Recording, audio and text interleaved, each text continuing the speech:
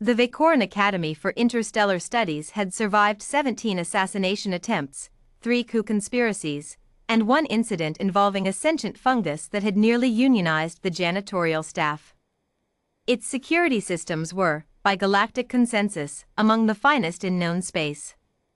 None of them so much as blinked when Mara Ellison walked through the front gate. She looked like exactly what her transfer papers claimed, a 17-year-old human exchange student from Sol 3, mousy brown hair pulled into a simple braid, school satchels slung over one shoulder, the kind of unremarkable posture that made hallway traffic part around her without anyone quite noticing why. She smiled at the security drones. The security drones did not smile back, because they were drones, but they did register her biosignature as human, Class 7 threat rating, negligible, and waved her through. Inspector Cale Veyron watched the feed from his office 3 floors up and felt the back of his neck prickle. He'd been Academy security for 11 years, 2 tours before that with the Confederate Pacification Corps, and in all that time he had developed exactly one skill that mattered more than any weapon in his arsenal. He knew when something was wrong before he knew what. Something was wrong with the new girl. He pulled her file. Mara Ellison, born Chicago within the Dome, Sol 3. Standard human biometrics. Standard human academic record, middling grades, a B+ in xenobiology, a note from a prior instructor that she asks unusually specific questions.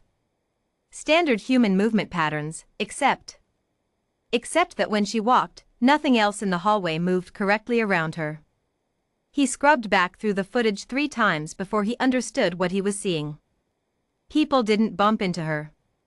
Doors opened a half-second before she reached them, as if some unconscious calculation was running constantly to ensure her path stayed clear. A Verity exchange student, a species with notoriously poor impulse control, had reflexively stepped aside for her without ever looking at her directly. It wasn't charisma. It was something underneath charisma, the kind of presence that, on certain worlds, predators radiated to make prey freeze instead of flee. Cale had been to one of those worlds, once. Survey rotation, before the Academy. He still didn't sleep right on the anniversary. Computer, he said. Cross-reference biometric signature 7-7 Ellison M against Deathworld Predator Threat Archive. Full spectrum, not just the human-adjacent matches. The computer took 4 seconds to answer, which for a quantum threat assessment array was an eternity. Match uncertain. Signature exhibits properties consistent with Sol 3 origin apex predator classification, Homo sapiens, subspecies undetermined. Cale stared at the screen. That's not a threat classification. That's just human. Correct. He sat back in his chair and rubbed his eyes. Sol 3 had been classified a Deathworld for going on 40 years now, ever since the first contact teams came back with reports that made the Confederate Exoecology Board quietly reclassify 3 of their threat assessment categories. A planet with weather that killed you, gravity that strengthened bones into something closer to ceramic, and an ecosystem so saturated with competing apex predators that the dominant species had to evolve persistence hunting, pack coordination, tool use, and a pain tolerance that made veteran soldiers from a dozen other worlds visibly uncomfortable just to survive breakfast. And humans were the ones who'd won that planet. It wasn't supposed to mean anything special about an individual human.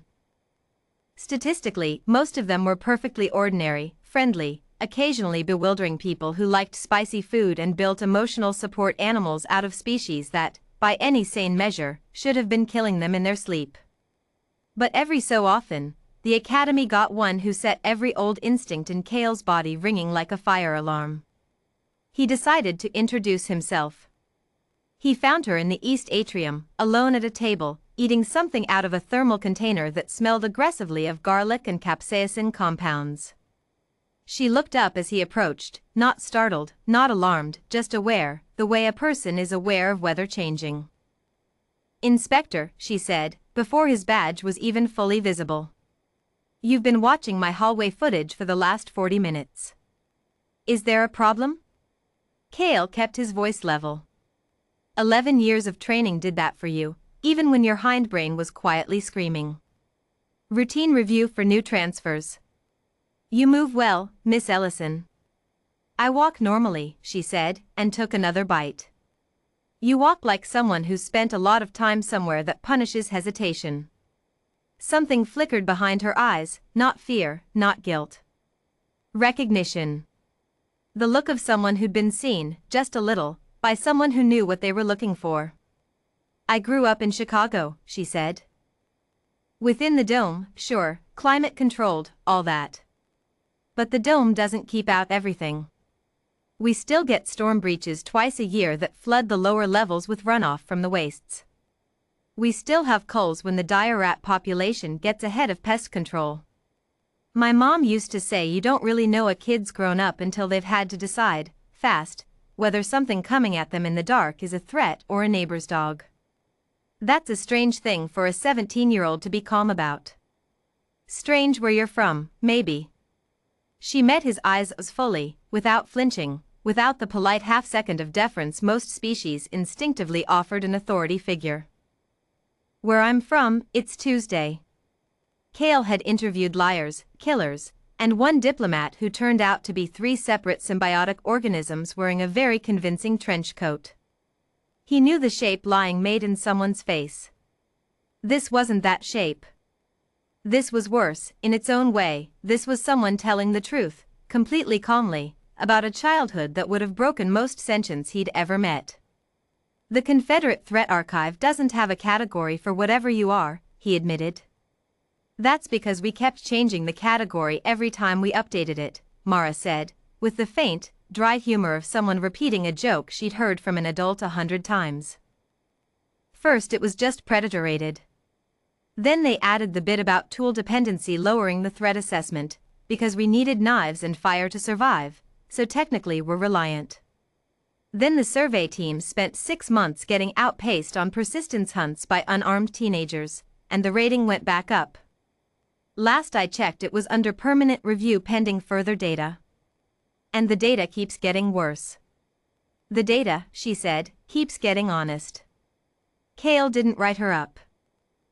There was nothing to write, no contraband, no weapon, no violation of a single academy code, just a girl who ate her lunch like she expected it to fight back and walked hallways like the building itself had learned, somewhere in its threat modeling subroutines, to simply get out of her way.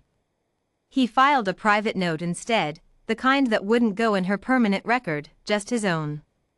Subject is not hiding a predator inside a human form. Subject is exactly what the form is. The predator isn't hidden. It's just polite about it. 3 weeks later, when a Vresh smuggling cell tried to take the East Atrium hostage during exam week, 4 armed operatives, a stolen plasma cutter, and absolutely no idea what building they'd picked, Cale got the call mid-stride and was already running before dispatch finished the sentence. He arrived to find all 4 operatives zip-tied with cafeteria cabling, stacked like firewood against the wall, and Mara Ellison calmly finishing the last of her lunch at the same table as always. They came in through the service corridor, she said, not looking up. Bad tactics. No coordination, no fallback plan, and one of them flinched when I made eye contact, which told me everything. She nodded at the heap of unconscious smugglers. You're welcome, by the way. Cale looked at the operatives, trained mercenaries, each one rated for combat against multiple security classes, and then at the 17-year-old human finishing a thermos of something that still smelled like it could strip paint. How, he said, very evenly, did you do this with a spork?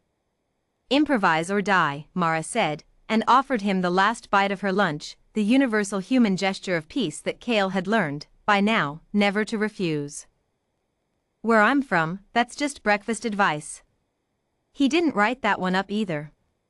Some things, the file just couldn't hold.